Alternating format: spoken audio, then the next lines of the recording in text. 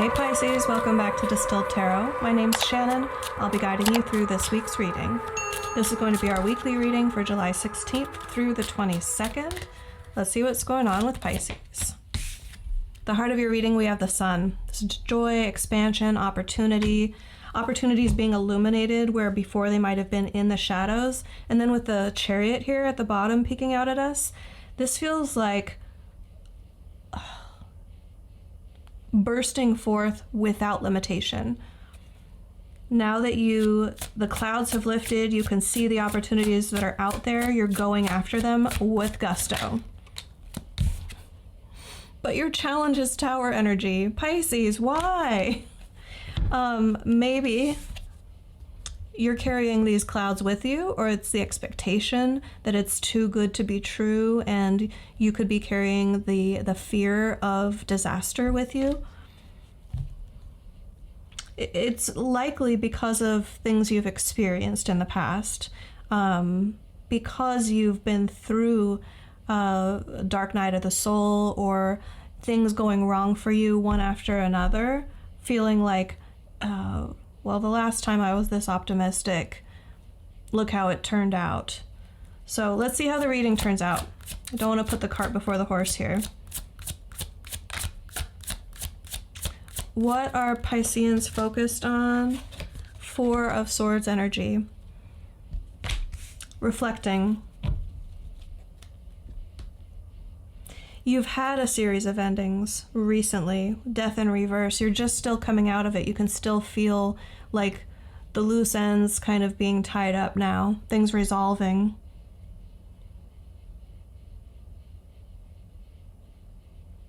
I also get this sense of hesitancy to go out and seize these opportunities that you're seeing in front of you, because you like the feeling of knowing that the opportunity is there. And once you start going for it, you run the risk of it not coming true, of things going wrong, of some sort of disaster happening. So it's almost like you're delaying going after it for fear of failure.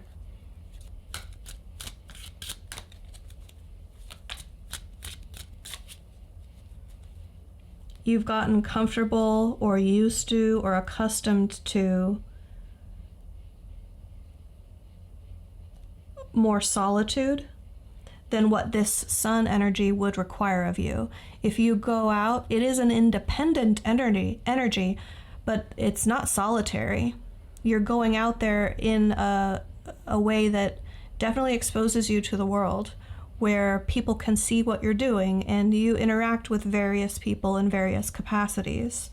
It could very much feel like you don't want to be rushed into that sort of energy. It might feel jarring based on the sort of energy that you've just recently come out of, with the Knight of Swords there in reverse at the bottom. Show me the recent past. Oh, wow. Yep. The darkness that you've just come through, the moon. Definitely could be Dark Night of the Soul. Could have been a breakup with the Lovers in reverse there. Some long-term relationship coming to an end. You feel like you've been on a journey, you're not sure still where you're headed, and it's hard for you to trust that you're at the end of that road.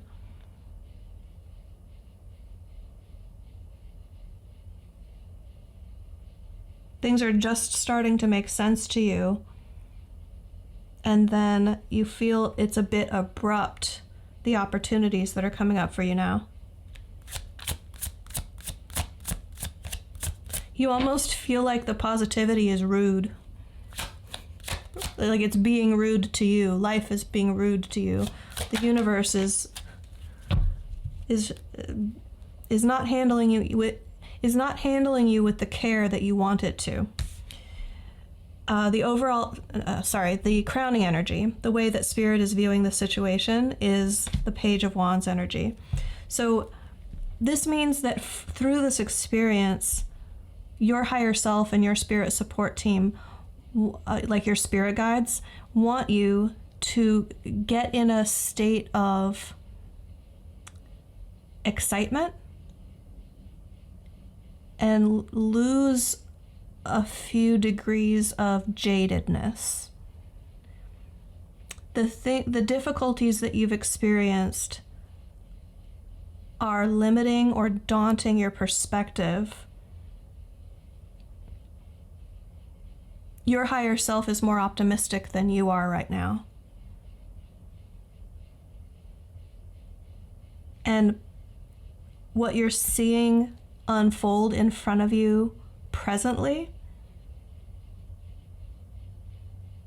these opportunities are being given to you so that you can access that part of yourself again that believes in things, that believes in the magic, that believes in that spark of opportunity, that can let yourself get excited about something new.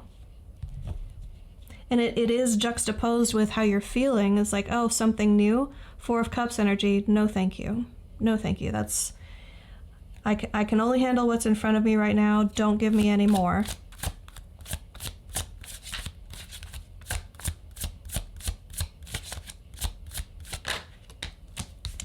In the near future, we have Death in reverse.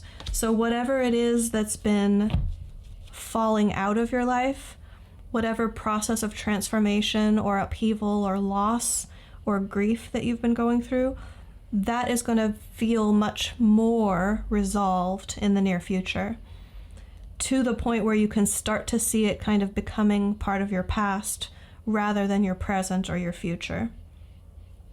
The Wheel of Fortune is turning in your favor, to be cliche about it, but that Wheel of Fortune paired with Death in reverse and the context of this entire reading thus far is screaming positivity. It's definitely saying, like, now is the time to jump in to the merry-go-round of life. Like, you've been off of it for a while because it threw you off. Sorry to laugh. I've been there myself. I'm not laughing at you. I'm laughing with you out of exasperation. But there's excitement and opportunity and potential there back on the merry-go-round of life. You're much more well-positioned to play that game or to succeed and have fun and have an exhilarating, positive experience this time around.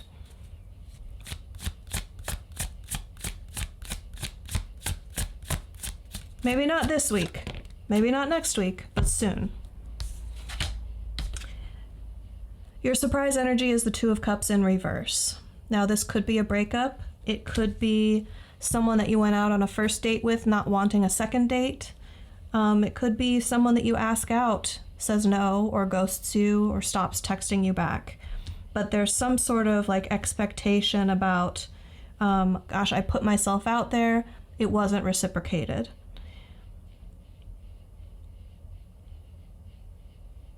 Don't focus too much on that. I think you're not, it's like, it's a warm-up. Spirit is giving you a warm-up to make whatever, like, because you feel a bit rusty in terms of dating, at least. Let's use that as an example. And so in order to kind of get warmed up and find your stride and find, like, get your groove back, so to speak, like work on your mojo and feel like you're really going to present yourself at your best, the first couple of 3-5 people, maybe less, at least the first person that you connect with is Spirit's way of giving you an opportunity to practice. Like, don't consider it as a failure. It's an opportunity to shake out the nerves, and it wasn't meant to be long term. If this is your story, like, this is exactly what was meant to happen. It'll surprise you a little bit, but recognize the value in, like, okay, I was super awkward in that interaction. I was feeling like I wasn't presenting myself well, or I wasn't sure how to perceive certain things that they would say. I was reading too much between the lines of the text that they would send. I didn't quite feel at my best. Maybe you weren't, and that's okay. And that person isn't going to be a long-term person in your life next time around, or a couple of times down the road. In the not too far future, you will feel much more grounded and secure and confident in the way that you're presenting yourself, unlike this time around. Let's see hopes and fears. Justice in reverse. An imbalance, a permanent sense of unfairness.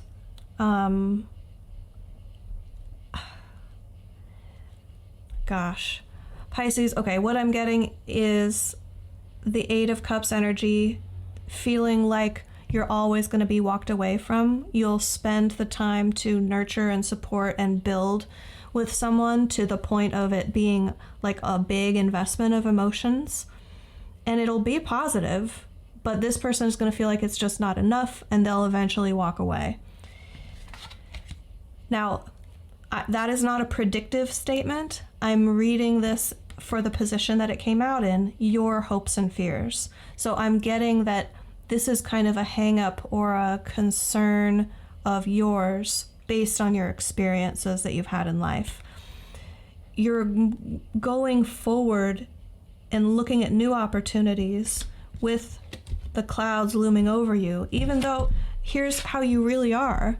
The clouds have lifted and you have opportunity. You have the sun shining on you. It's at your back. It's illuminating tons of opportunities for you, but you're carrying the clouds with you in your expectation and your countenance, expecting that things are going to be unbalanced or unfair, expecting that you'll build, and no matter how positive it is, the person will always walk away. If those are the expectations you bring to the situation, it's more likely than not that you'll have a self-fulfilling prophecy one way or another. So watch out for that. I know it's a tall order. It's easier said than done. Show me the end result. How are these energies likely to resolve? Okay, we have the Two of Swords, which indicates a choice. Hierophant at the bottom of the deck. It could be that there's some sort of decision you're expecting an authority figure to make, and the decision gets bounced back to you, where you're thinking, well, no, it's not my position to decide this. Someone else is going to decide.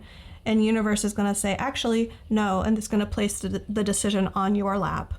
Let me pull clarifiers to see if we can dig a little deeper. What is the decision between two things?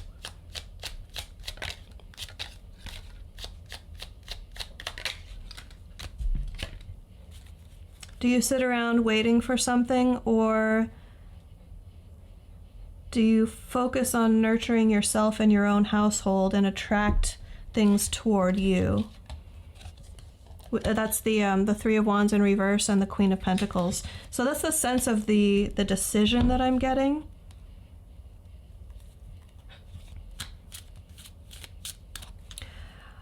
Perhaps if the people that you end up meeting up with, or the decisions that you have to make, if it requires you to wait in any sense,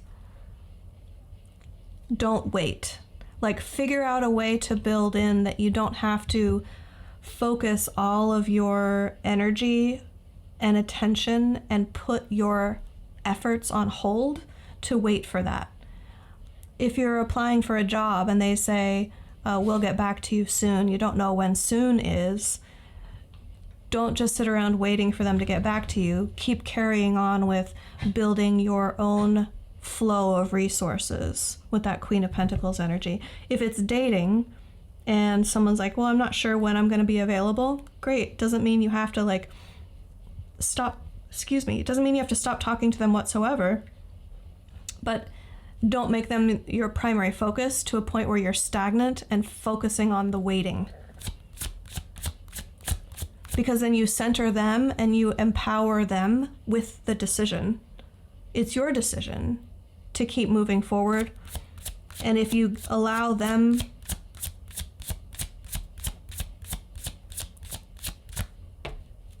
to stop your forward momentum because they're not connecting with you and they're not moving forward, you're disempowering yourself in a way that inhibits your own growth. Okay, your advice is the Three of Pentacles. Find people who are on your level, so to speak, who match your ethics, your morals, your abilities, your skill level, and your trustworthiness.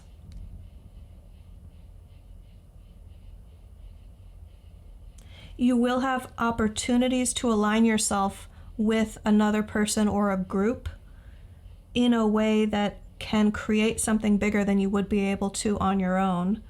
So if this is dating, it would be like joining a group that you see eye to eye with, that you have common interests with, and that you can do something constructive with.